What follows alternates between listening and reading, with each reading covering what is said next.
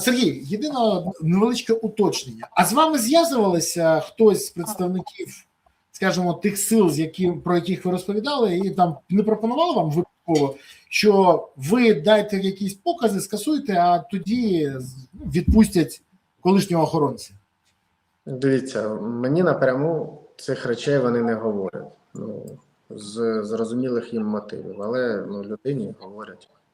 Давайте послухаємо тоді. Пані Юлія, я вас вітаю. Я правильно розумію, що ви дружина колишнього охоронця Сергія Ваганяна? Так, все вірно. А як його звуть? Максим Каїр.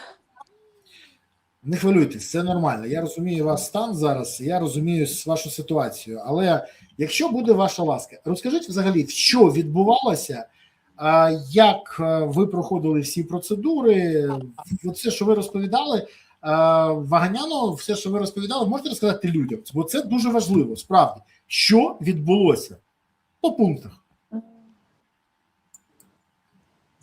Так, я просто зараз на заспокійливих, тому що, дивіться, це було 12 лютого, і мій чоловік їхав додому до свого рідного дядька, там, де він з ним проживає.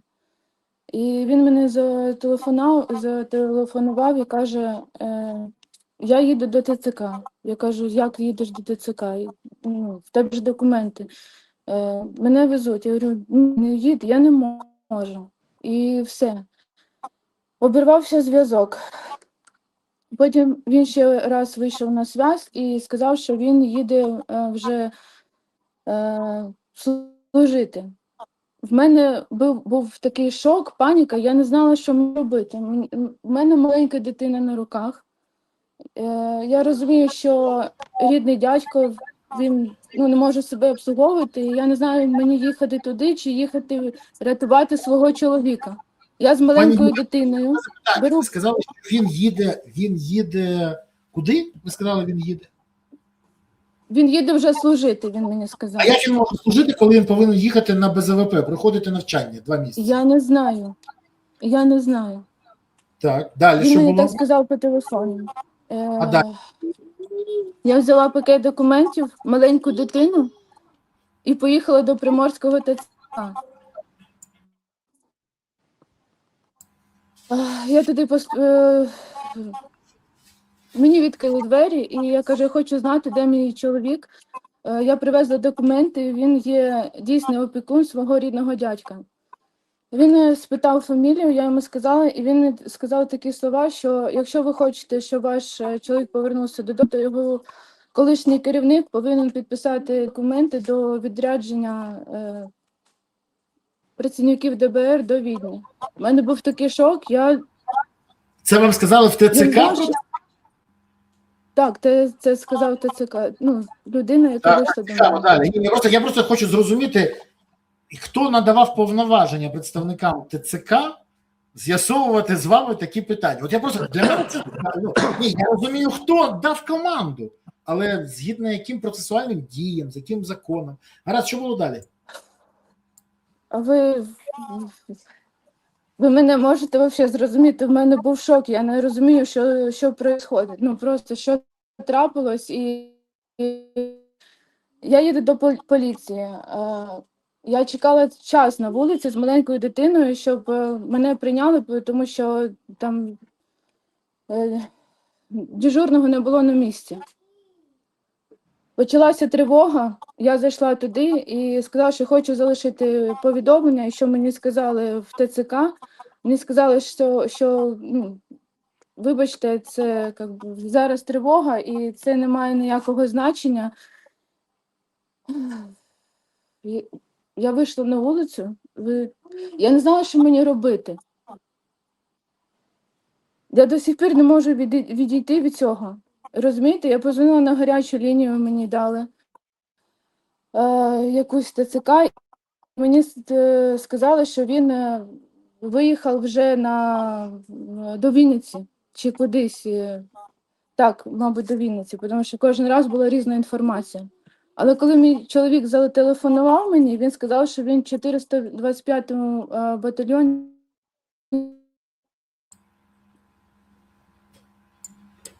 Ще раз, пані Юля. Відчувала себе такою. Пані Юля, вибачте, будь ласка, у вас за зв'язком щось було. Ще раз, де він з'ясувався, де він був? В скалі? 425-й – це скала. Окремий штурмовий батальйон. Я правильно розумію? Так, так, так. А скажіть, будь ласка, Сергій казав, що Так. ви намагалися подати заяву до правоохоронних органів. Яка реакція була?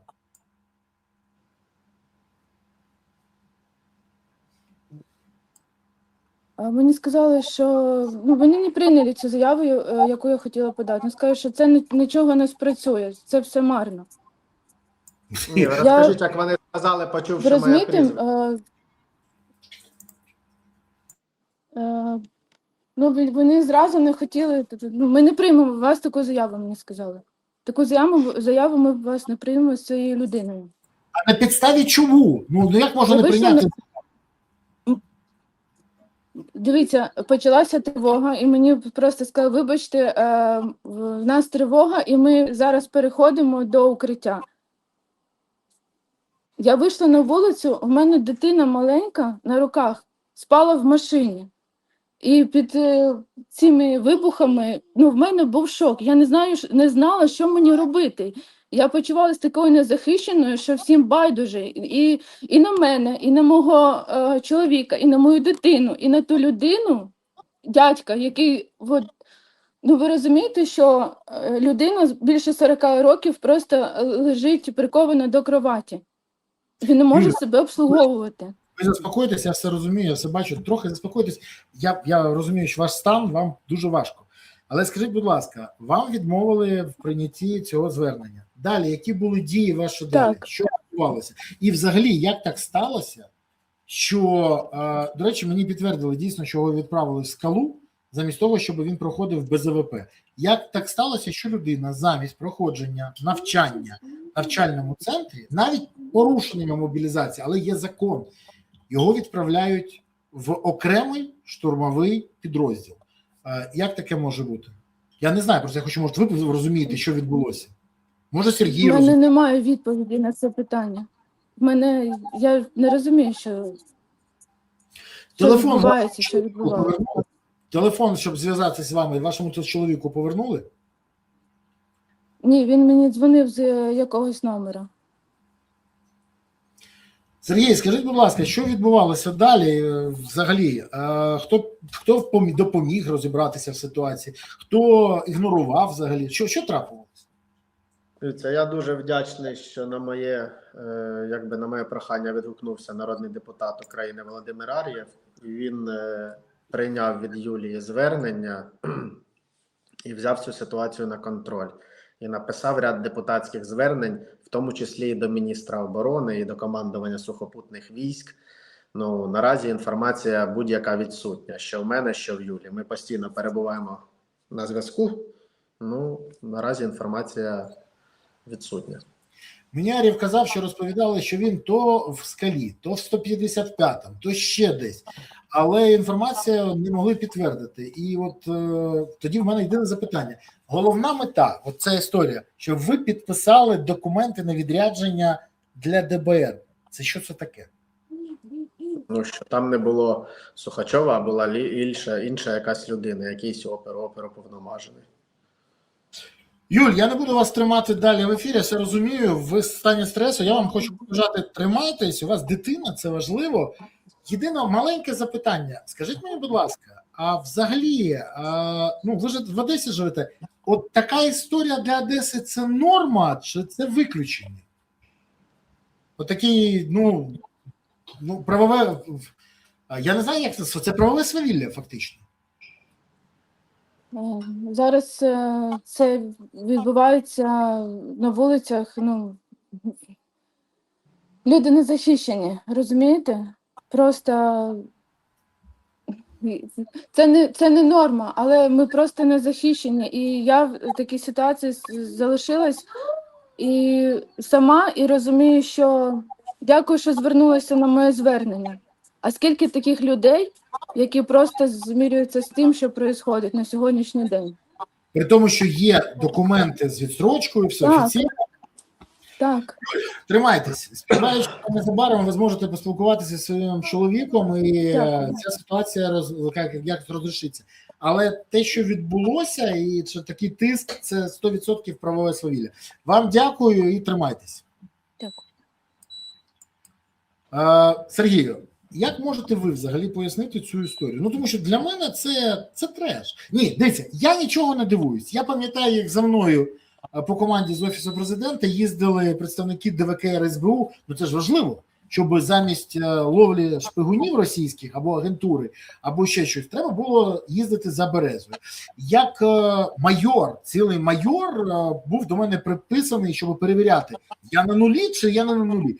Тому в мене запитання тільки, а потім, до речі, приїжджали і просили у моїх побратимів, щоб вони дали показ, що Береза або не служив, або поводився себе зверхньо, або там пиячив, або ще що. Ну, тобто така дискредитація. От на це пропонували гроші і демобілізацію. Тому я не здивований, що це використовується владою. Але коли по відношенню до тебе, а тут через іншу людину, вам фактично пропонують взяти відповідальність за нього і за там ще дядьку, якого він споглядає. За дружину, за дитину. Скажіть, будь ласка, як взагалі до цього ставитись, і чи намагалися ви поспілкуватися з ДБР, щоб пояснити їм, що це трохи ненормально? Та не трохи, це ненормально. Я взагалі не намагаюся навіть з ними спілкуватися. Я спілкуюся зі слідчими з НАБУ, і по ряду фактів, які викладені в моїй першій публічній заяві, по-друге, в письмовій заяві від мене, я вірю, що буде проведено і проводиться об'єктивне розслідування, і все-таки Національне антикорупційне бюро у справі щодо цих всіх ділків і таких номінальних людей, і, як вам так хотів сказати швидко, випадкових людей при владі, буде справедливий вирок Вищого антикорупційного суду України. Я в це не свято вірю. Який прогрес після вашої публічної заяви у мене в ефірі, потім комунікації з НАБУ, що взагалі відбувається зараз? Ну, проходить слідство, розслідуються факти, які викладені в моєму зверненні, в моїй заяві. Я зараз готую ще нові докази, щоб долучати до матеріалів справи. Є погрози, є тиск, є в новому кримінальному провадженні підозру, яку мені в минулому році вручили. Є нові,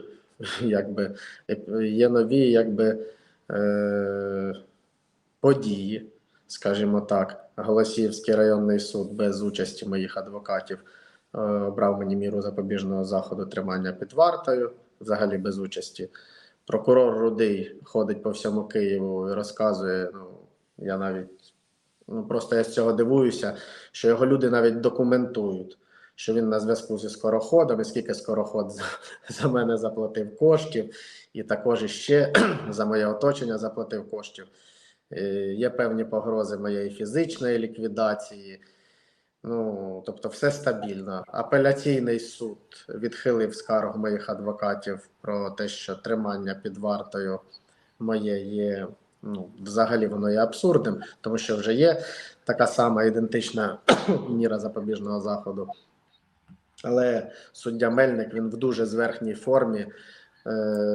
До речі, я дякую, що за 4,5 роки в Україні сталася така подія, що за 4,5 роки мене аж доєднали до слухання апеляційної скарги моїх адвокатів, де суддя Мельник в зверхньому тоні, є аудіо- і відеофіксація, коли я їм кажу, що я б хотів, щоб ви вислухали доводи також другого адвоката, якого ви просто в першій інстанції просто по безпреділу навіть не пустили до зали суду, і всі його були проігноровані, всі його клопотання.